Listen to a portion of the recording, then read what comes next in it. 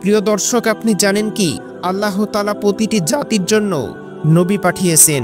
তাহলে হিন্দুরা কোন নবীর উম্মত? কোন নবী এসেছিলেন তাদের কাছে? তার নাম কেন লুকিয়ে গেল ইতিহাসের পাতায়? পবিত্র কোরআন এবং হাদিসে এমন কিছু রহস্যময় ইঙ্গিত আছে যা শুনলে আপনার গায়ে কাটা দেবে। আজকের ভিডিওটিতে আমরা সেই অজানা সত্যের সন্ধান করব। হিন্দুদের কাছে কতজন নবী এসেছিলেন? চলুন শুরু করা যাক আজকের রহস্যময় যাত্রা। পবিত্র কোরআন আল্লাহ তাআলা বলেন, প্রত্যেক উম্মতের জন্য এক রাসূল রয়েছে। সূরা ইউনূস। এই আয়াত প্রমাণ করে যে আল্লাহ তাআলা কোনো জাতিকে অবহেলা করেননি। প্রত্যেক জনগোষ্ঠী, জাতি, সভ্যতা, এমনকি হিন্দু সভ্যতাও পেয়েছে কোনো না কোনো নবীর হেদায়েত। নবীর কাজ ছিল মানুষকে এক আল্লাহর পথে ফেরানো। তাহলে হিন্দু জাতি যারা হাজার বছর ধরে ঈশ্বরকে বিশ্বাসী, তাদের মাঝেও কি আল্লাহ তাআলা তার বাণী বাহক পাঠাননি? ইসলামী ব্যাখ্যায় তার স্পষ্ট উত্তর নিশ্চয় পাঠিয়েছেন।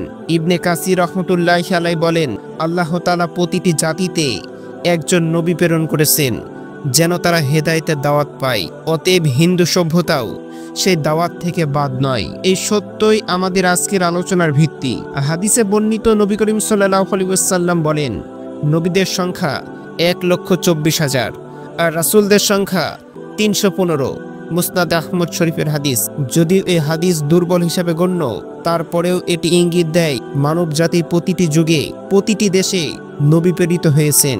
তাদের উদ্দেশ্য একটাই, মানুষকে এক আল্লাহর উপাসনায় আহ্বান করা এবং শিরিক থেকে বাঁচানো। যেমন পবিত্র কোরআনে এসেছে, আমি প্রত্যেক উম্মতের মধ্যে একজন রাসূল প্রেরণ করেছি, তোমরা আল্লাহর ইবাদত করো এবং তাগুত থেকে দূরে থাকো। সূরা নাহল। প্রিয় দর্শক, এই আয়াত বলে দেয় হিন্দু সমাজেও এমন নবী এসেছিলেন যিনি এক আল্লাহর দাওয়াত দিয়েছেন, কিন্তু সময়ের পরিক্রমায় মানুষ তার শিক্ষা ভুলে গিয়ে মূর্তি পূজায় লিপ্ত হয়েছে।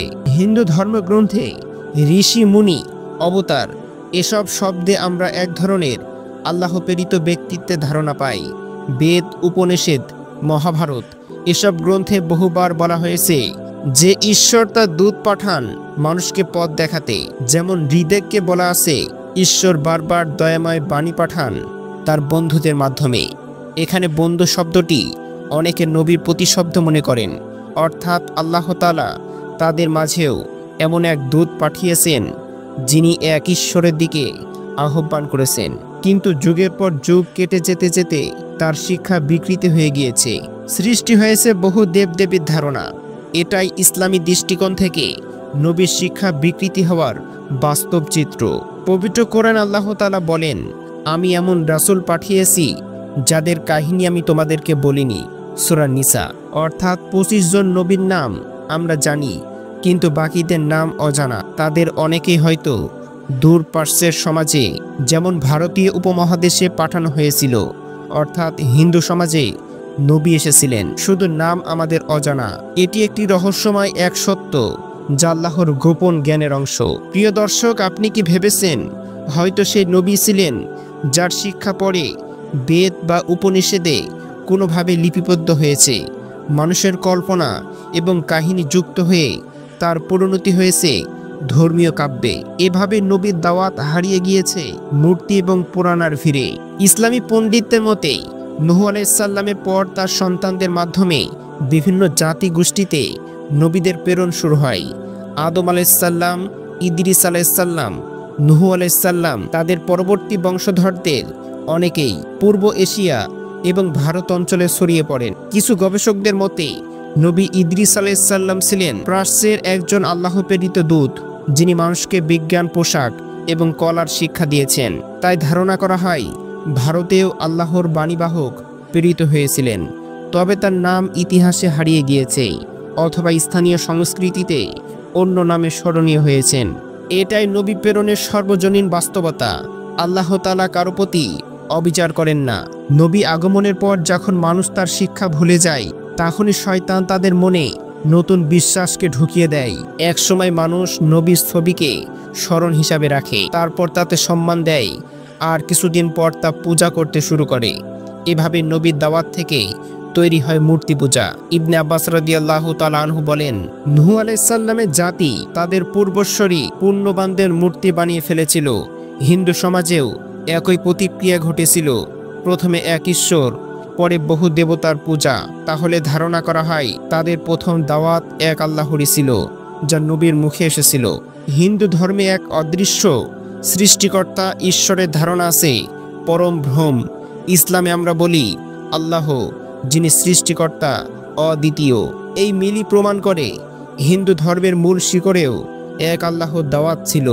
বেদের কিছু স্তব্ধকে বলা আছে ঈশ্বর এক, কিন্তু তাকে বিভিন্ন নামে ডাকা হয়। এটি অনেক ইসলামী আলেম নবুয়তের প্রাথমিক চিহ্ন হিসাবে ব্যাখ্যা করেছেন। অর্থাৎ হিন্দুরাও কোনো না কোনো নবীর উম্মত ছিলেন, যার শিক্ষা সময়ের সাথে বিকৃতি হয়েছে। এই সত্য জানলে আমরা বুঝতে পারি আল্লাহর বার্তা কখনোই কেবল এক জাতির জন্য ছিল না, বরং পুরো মানব জাতির জন্য। মুফতি শফি রহমতুল্লাহি আলাইহি বলেন, পবিত্র কোরআনের এই আয়াত প্রতিটি জাতির জন্য রাসূল। এতে প্রমাণিত ভারতীয় জাতির কাছেও নবী এসেছেন। ইমাম কুরতুবী রহমতুল্লাহি আলাইহি, ইবনে জারির তাবারি তারাও বলেন যে জাতির কোনো নবী নেই, এমন জাতি পৃথিবীতে নেই। অতএব হিন্দুরা নবীপ্রাপ্ত জাতির অন্তর্ভুক্ত, তবে আমরা তার নাম জানি না, কারণ পবিত্র কোরআনে তা উল্লেখ করা হয়নি। এই বিষয়টি রহস্যময় হলেও বিশ্বাসযোগ্য, কারণ এটি আল্লাহর সর্বজ্ঞ ক্ষমতার অংশ। তিনি জানেন কোথায় কাকে পাঠিয়েছেন। আর আমাদের দায়িত্ব সব নবীর উপর ঈমান আনা, তাদের অস্বীকার না করা। প্রিয় দর্শক, প্রথম শিক্ষা, ইসলাম সর্বজনীন ধর্ম। দ্বিতীয় শিক্ষা, আমরা কারো ধর্মকে উপহাস করতে পারি না, কারণ তার শিকড়ে থাকতে পারে কোনো নবীর শিক্ষা। তৃতীয় শিক্ষা হচ্ছে সত্য বিকৃতি হলে মানুষ পথ হারায়, তাই আমাদের উচিত নবীদের আসল দাওয়াতের দিকে ফিরে যাওয়া। হিন্দুরা যেন এককালে এক ঈশ্বরের দাওয়াত পেয়েছিল, আমরাও সেই দাওয়াতের উত্তরাধিকারী। লা ইলাহা ইল্লাল্লাহ, এই বাক্যই সব নবীর মূল বার্তা। আপনি, আমি, আমরা সবাই সে আলোয় ফিরে গেলে মানব জাতি আবারও এক আল্লাহর পতাকা তলে ফিরে আসবে। প্রিয় দর্শক, আজ আমরা দেখলাম ইসলামী দৃষ্টিতেও হিন্দুরা এক নবীর উম্মত ছিল। নাম জানা না থাকলেও তাদের মাঝেও এক আল্লাহর দাওয়াত গিয়েছিল। আমাদের কর্তব্য সব নবীর প্রতি শ্রদ্ধা এবং ঈমান রাখা, এবং সত্য বার্তা অন্যদের কাছে পৌঁছে দেওয়া। আজকের ভিডিওটি যদি ভালো লেগে থাকে তাহলে আমাদের চ্যানেল ইসলামে প্রশান্তি 2.0 চ্যানেলটি সাবস্ক্রাইব করুন। পছন্দ হলে লাইক এবং শেয়ার করুন, কারণ আমরা ছড়াই সত্যের আলো, যে আলো পৌঁছে দেয় হৃদয়ের গভীরে।